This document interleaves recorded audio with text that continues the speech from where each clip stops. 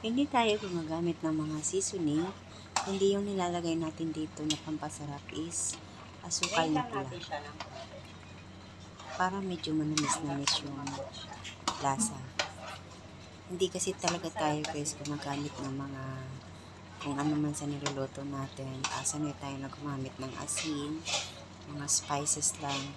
Pero yung mga seasoning, hindi talaga kami gumagamit niya. Okay na yung lasa niya.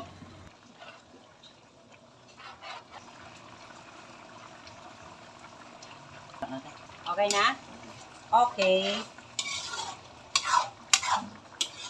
Nilagyan ko siya ng sili para medyo maanghang. Red. Okay na? Tikpan ko ulit ha. Yummy. Oops! Ito na siya. Luto na.